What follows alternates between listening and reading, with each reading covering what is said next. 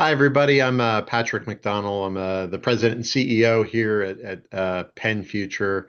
Thank you all for being here. Very excited to be joining this webinar with our strategic partners at Conservation Voters of Pennsylvania, who I know did fantastic work during this election cycle, and I'm excited for you all to hear about that. We come at things from more the policy side. And for those who don't know, PennFuture, we're an environmental advocacy organization. We work on clean energy, clean air, clean water, and we do that in the Capitol, in the courts, and in communities all across the Commonwealth. I'm hearing I'm breaking up. I want to make sure. Good. All right. Um, So before I came to PennFuture a few years ago, I spent 25 years in state government. And that really showed me the importance of the topic we're going to be going over today. I worked at the Public Utility Commission. I worked at the Department of Environmental Protection. And one of the things that you learn in that process is that, frankly, our departments in state government are designed to make the same decision today that they made yesterday, which will become the same decision that they make tomorrow. Whatever worked for them to win a case yesterday, that's the decision they're going to make today. That is the decision they're going to make tomorrow.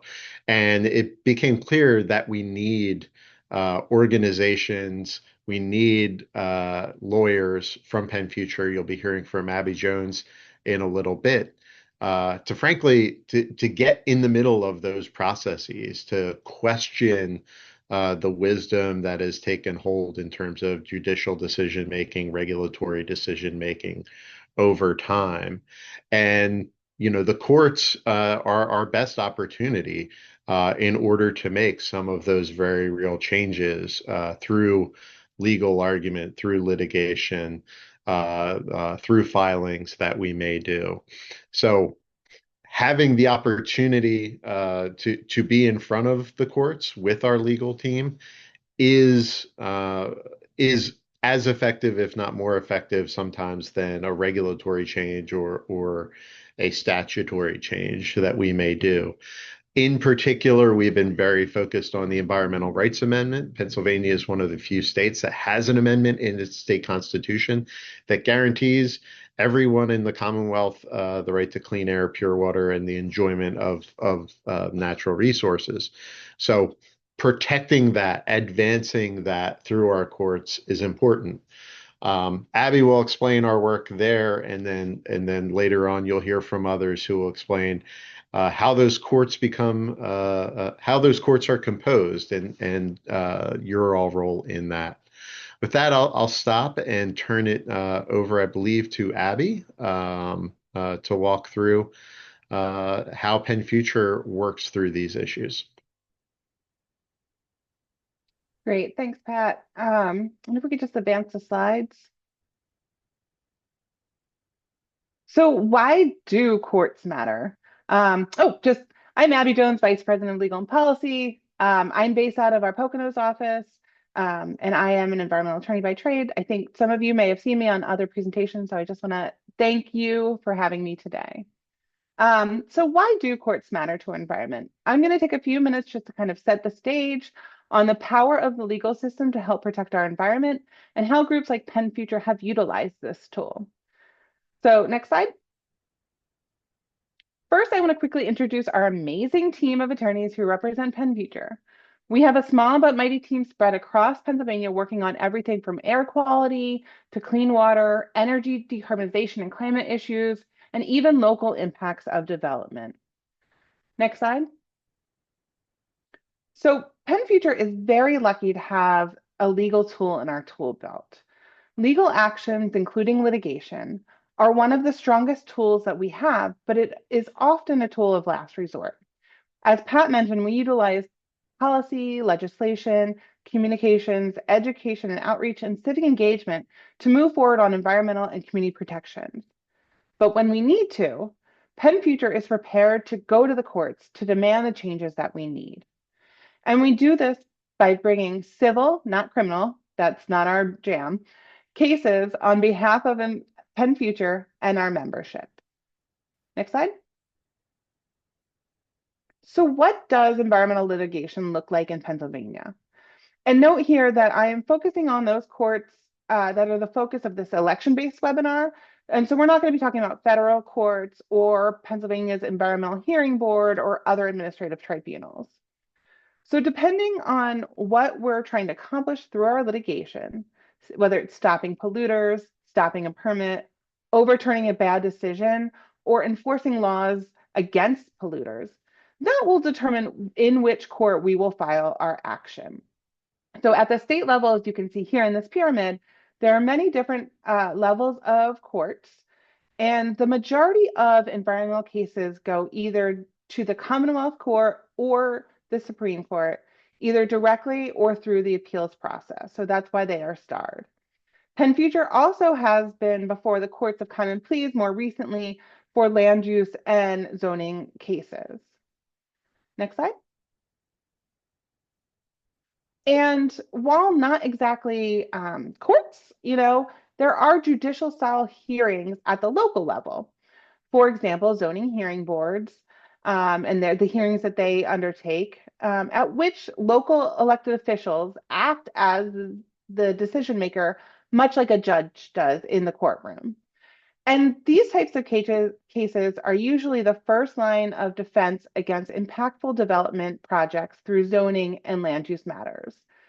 So at the state level and the local level, I just kind of wanted to set the stage on kind of why we're here today talking about elections and courts. Next slide, please. But how do the courts help shape our environmental protection, or frankly, sometimes lack thereof, in Pennsylvania? The decisions that courts render are the final word on many matters, which means that courts have the ability to shape the environmental landscape of Pennsylvania for years, if not decades to come. And so I wanted to take just a minute or two to mention some recent wins of PennFutures to highlight just how critical a strong legal system is to the environment and the health of our communities in Pennsylvania.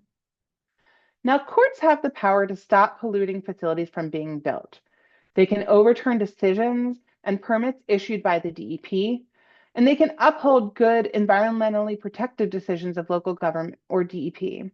And here I want to just take a minute to highlight a distribution center case that PennFuture engaged in Coolball Township in Monroe County. And I wanted to mention this one because it really shows just how interacting with each level of the court system can make a difference. So here, PennFuture did engage as a party at the local zoning hearing board hearing. And this included presenting expert witnesses, evidence, and cross-examining the developer's witnesses. In doing so, our attorneys were able to provide the zoning hearing board with the evidence they could point to determine that in this case, the proposed project that bordered a high quality stream was a distribution center and not a warehouse, and therefore was not allowed in the zoning district. We then intervened in the developer's appeals to the Court of Common Pleas and up through the Commonwealth Court, following it back up and down through the courts as we kept on winning at each level and the developer kept appealing. And this took over a year plus of active litigation on our part.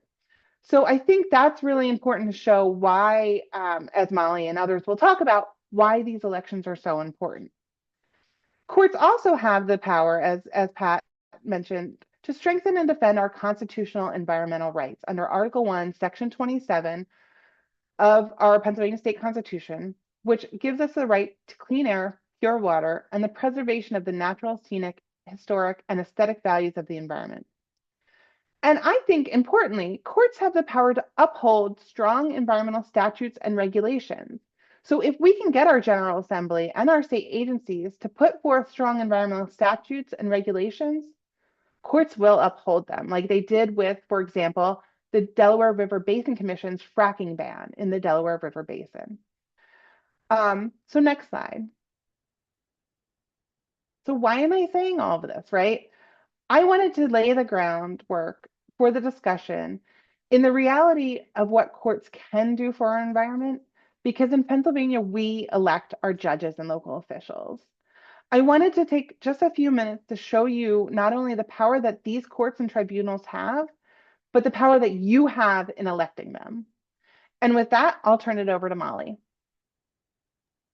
Thank you so much, Abby. I really appreciate that. It is always so exciting to hear about the often behind the scenes, but absolutely critical legal work that underpins so much of what we do in this state. I'm here to transition us to the electoral portion of this call. Hi, my name is Molly Parson. I'm the executive director at Conservation Voters of Pennsylvania. CVPA is the political voice for the environment here in the state. We work to elect, lobby, and hold accountable leaders in the state who care about clean air, clean water, and clean energy. Now, as we transition this portion of the presentation, we'll talk explicitly about the electoral work that CVPA and other partners did, which I want to be clear is legally separate and distinct from the work our strategic partners at PennFuture just described. So, with that in mind, first we're going to talk about what actually happened on election day. We are so excited to have a fantastic partner of ours in the state to give us. And we can go to the next slide actually. So, in addition to the incredible victories in the statewide judicial races that Sam just shared taglines on, we being Conservation Voters of Pennsylvania, also endorsed a number of additional races at the municipal level. And these were mostly at the county level, positions like county executive and county councils, from Erie to Lehigh Valley to Luzerne. And I'm so kind of still astounded and thrilled and proud to share that this was a record-breaking year where 100% of our endorsed candidates across the state won their elections. And for clarification, these were not just shoe-in folks. These were not just incumbents who were 100% going to win. These were some challengers. These were hard elections to win. And I think this is really a blatant referendum on the desire for folks at the local level to be represented by elected officials who care about clean air, clean water, clean energy. And so I am just so excited about this. Next slide, please. As Sam has shared, we ran a very significant program in the context of that moniker of most expensive retention race in history, the first of its kind type of race in the state. Conservation Voters Pennsylvania was really able to step up, and we had our kind of biggest year yet. This was our largest ever judicial and municipal program. We often call it off-year elections, although as our political director likes to say, there is no such thing as an off year in Pennsylvania politics. But that being said, these are, as Sam said, very low salience elections, typically quieter, typically less expensive, and that was absolutely not the case this year. And so we really stepped up, our donors and our members stepped up, and we ran our biggest program ever, spending and aligning spending with our partners at Earth Justice of over $700,000. This program was also deeply collaborative. We collaborated with a number of partners across the space, from folks like Project Keystone to Earth Justice Action, who are our primary partners in bundling resources and figuring out the programming for this election. We also worked with some other incredible groups that really, I think, represent the diversity of what types of organizations and issue advocacy areas care about judicial elections. We worked with Asian Pacific Islander Political Association, and they did some multilingual calls into Bucks County to make sure voters had the information they needed to vote in these elections. We worked with the Freedom from Religion Foundation, a group that promotes the separation of church and state, especially in our judicial branches. We worked with New Pennsylvania Project, an incredible group that does voter registration, education, and turnout all across the state, and more. As Sam described, the Vote Yes Coalition that came together with a really high degree of coordination and, message consolidation was very unique this year and critical in winning these races. And the impact was widespread. These were statewide races, and so we had to run a statewide campaign. And while we did drill down in certain areas, we achieved over 19 million touch points with voters, from in-person interactions to on the phones and over text to digital ads that we aired across the state. Deeply, deeply proud of the amount of voters we were able to get important information in front of, especially in an election scenario where we knew education was going to be so important. Next slide, please. So, as we've already kind of explained, our theory of change for this election was that education about the Supreme Court, who these justices were, what role the court plays in issues that folks care about, and the fact that we elect judges to begin with in this state, which makes us kind of unique, was going to be absolutely critical. And you saw that enormous bump we achieved in the polling by speaking first and speaking loudly and connecting the justices in these elections to the issues that folks care about, like the environment. So that's where we started with our programming. CVPA worked with Earth Justice Action, as I described, starting in August, nice and early, to run some digital to run a lot of programming that was purely educational. We weren't telling folks who to vote for. We weren't telling them to vote yes or no on retention. We were just telling them, hey, we have elections coming up. Here's the information you're going to need to vote in them, and here's who's on the ballot, and here's why it matters. Most importantly, trying to make that connection for folks about why these races matter. As part of this program, we ran digital ads with over 14 million impressions across the state. These were targeted at both our members, so some of y'all may have seen our ads, and I'll show them to you in a second, but also voters across the state who we know care about environmental issues, and we're going to be motivated to engage in this election with an environmental message. We had a phenomenal Why Courts Matter webinar. You saw a little bit of some of the information that some of the types of information that got shared there from Abby's presentation earlier. There were 250 folks from across the state coming to learn about the basics of judicial retention and why the courts matter on the environment.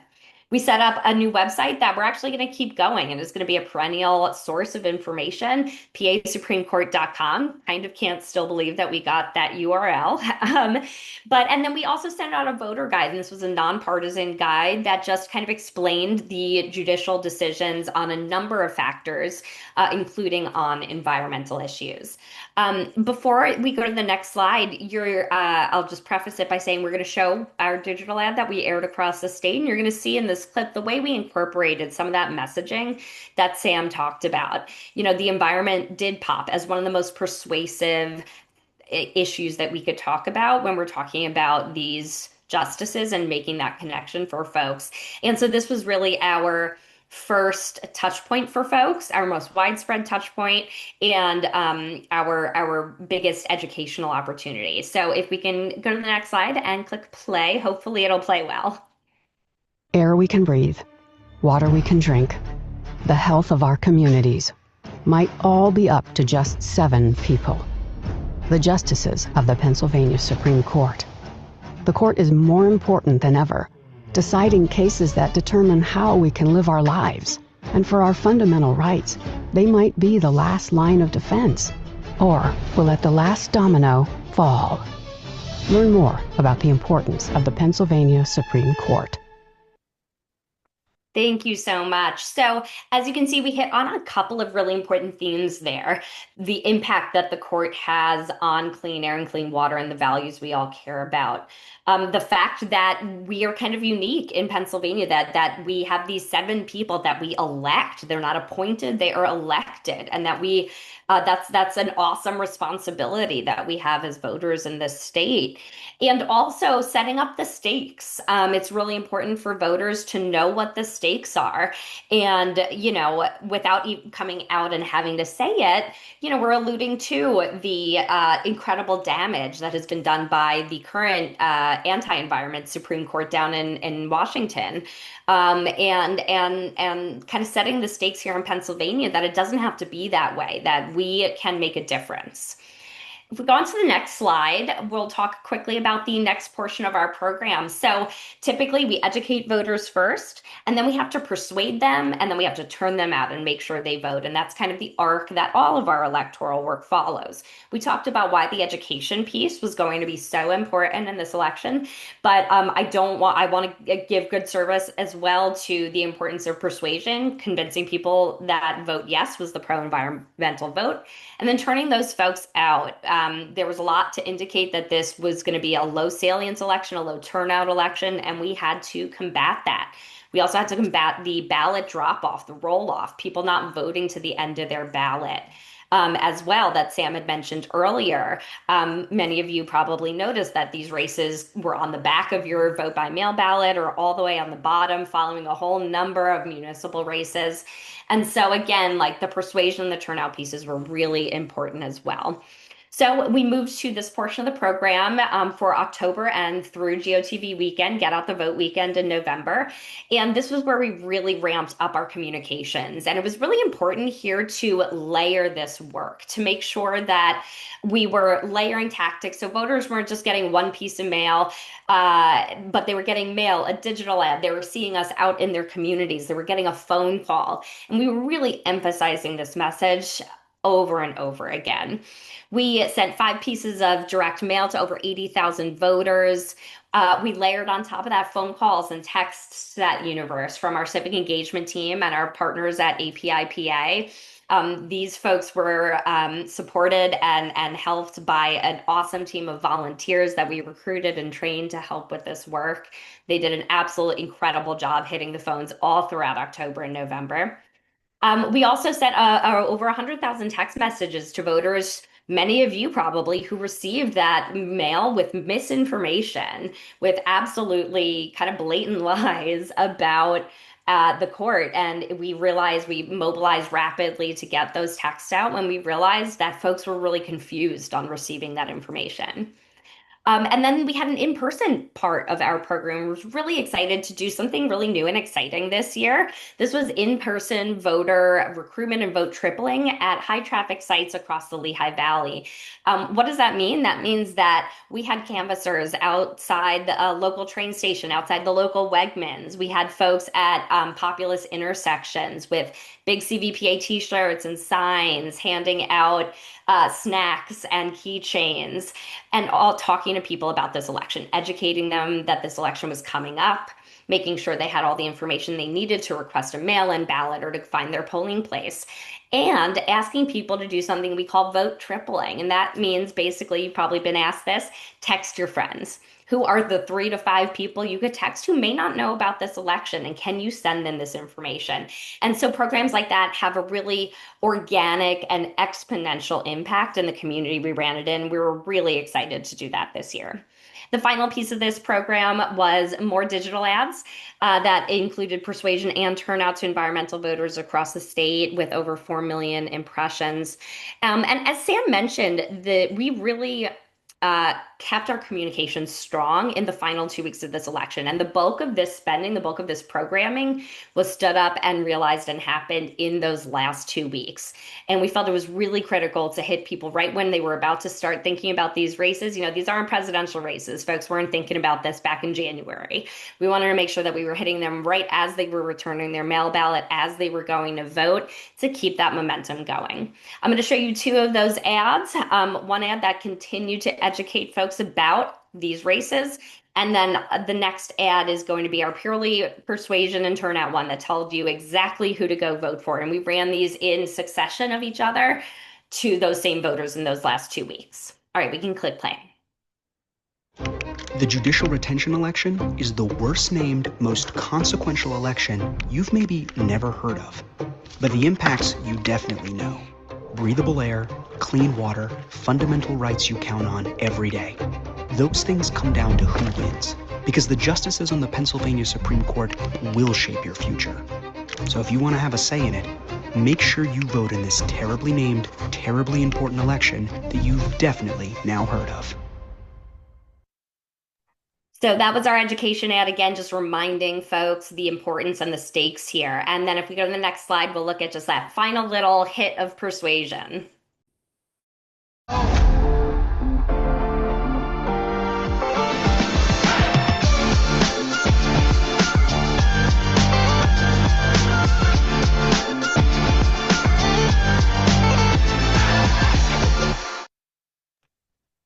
right, that's a quick and dirty one. Let's go to the final slide here.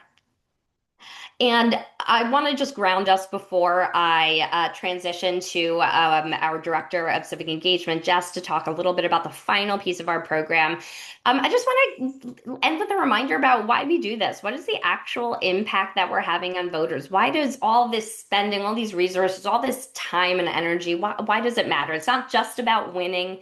It's also about the impact that we have on individual Pennsylvania voters. And so I wanted to share three quick quotes and stories from our civic engagement team and our incredible volunteer team who helped educate and turn out voters. Had a great convo with Erin, asked questions about some of the things the justices have done, and was actively looking them up as we spoke. She was really interested in the environment and protecting our rights. Greg was planning to vote by mail because he thought the postmark date was what mattered. Thankfully, we got him the info about the nearest drop box where he'll be taking his ballot tomorrow morning. So getting really important information in front of voters that helps make sure their votes get counted. And this final one really tugged at my heart. Today, I spoke with Carol, who has cancer and suffers from mobility issues. She was grateful for the hotline number that was going to help get her a ride to the polls because she really wanted to vote, but is almost bedridden. These stories are so indicative of why we do this work, why we put in all this energy, why myself and my team lose a lot of sleep every fall. It's to make sure that people's votes are counted in every election, not just the big national sexy ones, but the elections like this terribly named but terribly important judicial election where everybody's vote really did make a difference. So with that, I will say one more thing quickly actually about next steps. And then I'll transition it over to Jess to close us out here. We have a lot of learning and analysis to do once we can actually see who voted next year. We're going to use those learnings to inform our work moving forward, whether it's continuing to educate folks about the courts with our partners at PennFuture, to who we are going to talk to and where and how for 2026 to keep the momentum going and win more elections next year. We so appreciate everything that everyone on this call has done to support this work. And Jess, I'm going to throw it over to you. Jess is our Director of Civic Engagement and is going to talk about our final piece of programming. Thank you so much, Molly. I really appreciate that. And if we can head to the next slide, I want to transition to talking about our nonpartisan voter engagement work that we also did this year with PennFuture. We ran this collaboratively with our civic engagement work, our digital team, and with colleges across the region. We really wanted to explicitly empower young voters across the Lehigh Valley to ensure they are ready to vote. To do this, our Lehigh Valley Civic Engagement Coordinator, Ibrahim, focused on organizing college students in person and connecting with them on their love for the environment. And our digital queen, Solstice, focused on organizing college students digitally with her digital cohort, as we've named them. We wanted to not only mobilize students to vote themselves, but also help them mobilize other young voters across the region to ensure that everyone has exactly what they need to cast their ballot, especially in these off-year elections where folks might not be thinking about these elections as much.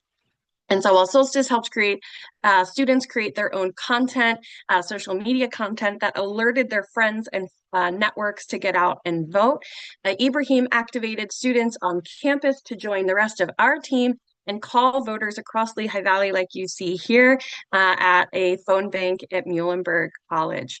And we did this in working with coalition with the Pennsylvania Voice Coalition to ensure that we had a focus not only on young voters throughout the region, but making sure we had an explicit focus on activating young BIPOC voters as well. And in total, this work, thanks to the help of our volunteers and our team here, we achieved over 11,533 calls to young voters specifically in this local and judicial year. And I want to head to the next slide because all of this wonderful work, everything that Molly just referenced did it, a lot of it happened across many geographies, but I just really want to pull out a huge win in Lehigh Valley, since that is a critical area of Pennsylvania that both this through PennFuture's nonpartisan voter engagement work, A lot of the extensive programming that Molly referred to at CDPA covered. There were layered campaigns and outreach, and it really contributed to this massive voter record turnout in Lehigh Valley. In some places, as much as double the turnout. You saw a lot of data from Sam earlier. We see on average the turnout here is like 15 to 27% sometimes, and in some places in Northampton, it was as high as 40%. Of course, as a director of civic engagement, I'd love to see that, of course, higher. We'll continually work to make sure, but truly a wonderful accomplishment we were honored to be a part of. And to head to this next slide, I have to give a shout out to our team that helped make this happen. All of the wonderful teams, of course, that worked on these efforts, but especially to our joint civic engagement staff, Neil, Natalie, Kat, Chevelle, and Ibrahim. This amazing team and our volunteer call team across the state worked countless hours this fall to make sure we were making thousands and thousands of calls and empowering voters, making sure they had the information they needed to cast their ballots on November 4th. So we couldn't have done it without you. Thank you guys so much.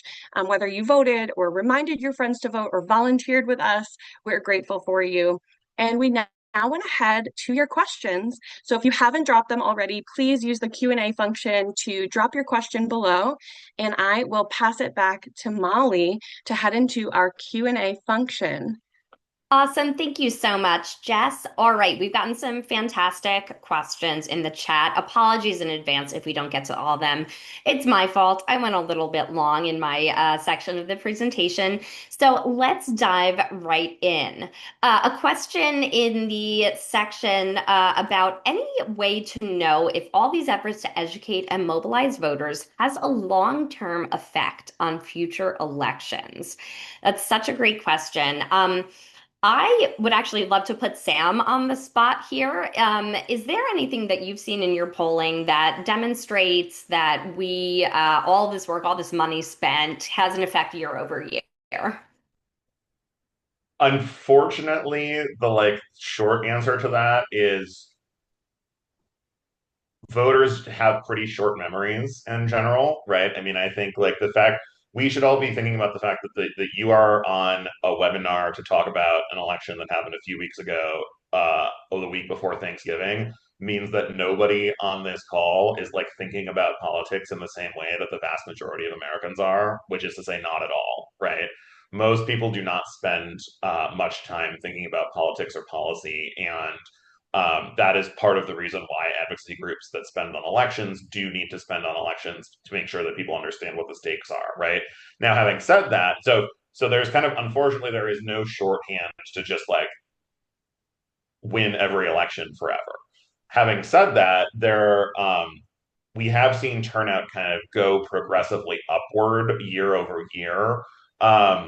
Looking at elections, right? So there were, less of the state talked about, or less of the state voted in 2023 in the court election, less of the state voted in 2021 in the court election. So every election that we have had for the last 5 years has been the highest turnout X election ever, highest turnout presidential election ever, highest turnout midterm ever, highest turnout off year election ever. So there is evidence that the work is having a long-term effect on making people more civically engaged.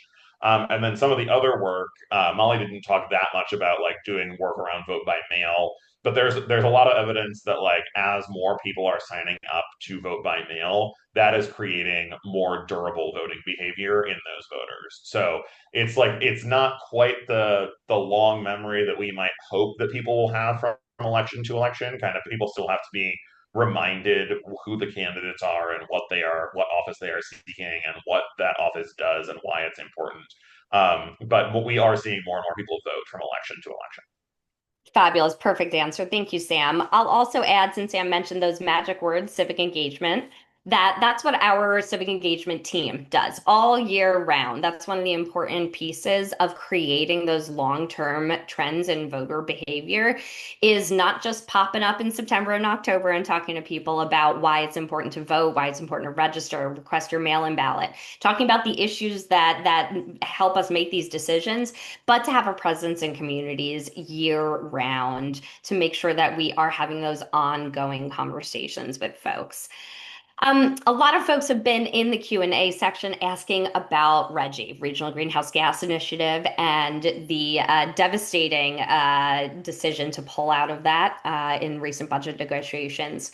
Folks have asked whether the state Supreme Court will still rule on the case about RGGI and how CVPA and PennFuture are going to move forward to ensure Pennsylvania still is charting a pathway towards more clean energy across the state. Pat or Abby, I would love to turn this one to you.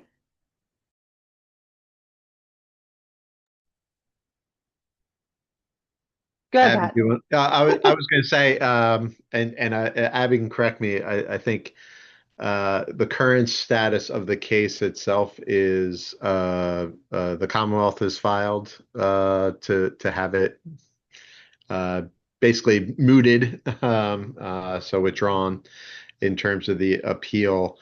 I think we're evaluating kind of all the legal options at this point in terms of response to that and tend to have a response to that. But that's where it is. So there'll be more there. I'd say stay tuned in terms of what that looks like. And Abby, if either I got something wrong or you have more to add, please feel free to jump No, that was perfect, Pat. We're not going to go down without a fight on this. Thank you. in.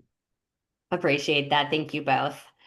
We've also had several questions about the rise of data centers, and I've seen that we've all seen the conversation about this, whether it's in Facebook comments or in our communities.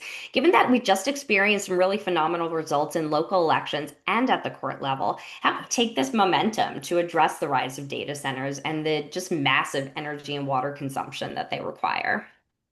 Pat or So, Abby, I think. yeah, so one of the great things that I think PennFuture has that I hopefully we can put in the chat is we do have a data center webpage where we have videos that kind of explain what a data center is and what the impacts are.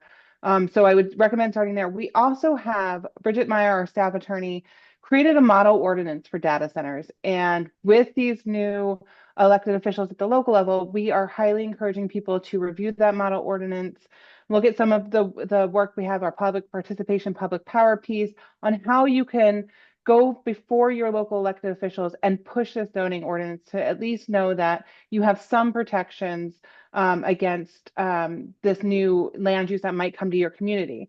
I want to tell people that in Pennsylvania, we can't zone anything out. So your community is going to have to allow it somewhere and somehow. And what our model ordinance does is really try to mitigate a lot of the damages on like what you can control at zoning, like kind of like where it's going is most important. So that's how we're trying to empower the community members to act at the local level. I will say our legal team, our policy team is looking at data centers from all of the angles, including looking at specific facilities and projects. I know one of the questions was dealing with a specific one that we will be following up with. Looking at how this impacts PJM and our grid and our electricity affordability issues. We are at PennFuture, we are on top of this at the state level, at the local level, at the regional level. We are working with partners. We are working with other legal minds. So please come to us if you see something, if you have concerns. We can't be everywhere, so you are our eyes and ears. Amazing. Thank you so much, Abby. That work is so, so important. We are right on time, and I'm going to close us out with just enormous gratitude. Thank you, first of all, to all of our speakers for being here today, but thank you to each and every one of you on this call, whether you volunteered with our team, voted by mail, told your neighbors about this election. You all made this work possible, and you will make all of the work going forward possible. Simply put, we could not do this without you. We could not educate voters and win these crucial elections without each and every single person on this call. We are so incredibly grateful. You are the people that power our people-powered work. Thank you so much. If your question wasn't answered, if you have any additional follow-up, please feel free to reach out to us. We have put some more information in the chat. Have a wonderful holiday next week. I know I am thankful for every single person on this call, and I appreciate you all so much. Have a fantastic day.